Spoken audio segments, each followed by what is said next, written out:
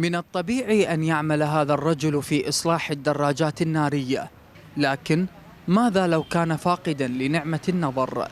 هنا يكمن الإبداع، فثامر هذا الرجل الضرير يعمل منذ أكثر من 20 عاماً في أعمال صعبة مماثلة.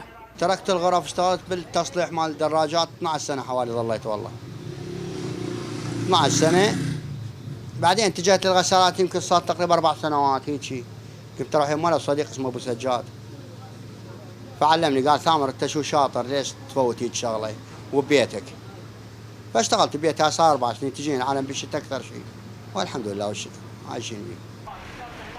زبائن ثامر أثنوا على عمله وقالوا إنهم لا يثقون بغيره في هذا المجال، وإن ثامر مبدع في عمله، مطالبين الحكومة برعاية الموهوبين من ذوي الاحتياجات الخاصة. والعالم كله تحبه الحمد لله والشكر، أحسن من مصلحين غيره. يعني كعالم مصلحين سبحان الله تعالى ما ينصح، بس هذا سبحان الله تعالى الله ماخذ من عنده شيء ومنطي منه منطي شيء. الشغله نظيف احسن من غير يعني بعض المصلحين، بس هو تعرف هاي بعد رب العالمين خذ من يمه شيء وانطى شيء ثاني، والحمد لله والشكر عايش وبمنطقتنا ومن زمان يعني بهاي المنطقه ساكن.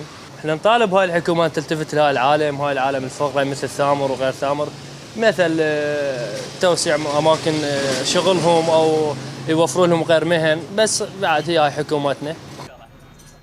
ثامر ناشد الحكومة وعبر شاشة الفلوجة بالوقوف إلى جانبه ومساعدته، لأن المهنة التي يمتهنها زادت من معاناته مع المرض.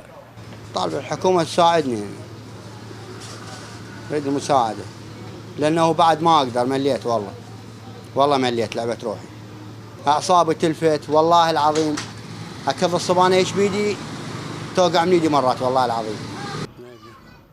وعلى الرغم من أن ثامر لم يستسلم للمرض والظروف ووقف يجاهد مثل الأصحاء في كسب لقمة العيش، فإن التعب قد أخذ منه مأخذه، وكل ما يرجوه راتب تقاعدي يعينه على إكمال حياته بشكل يحفظ له كرامته. من مدينة الكوت، عيسى كاظم، قناة الفلوجة.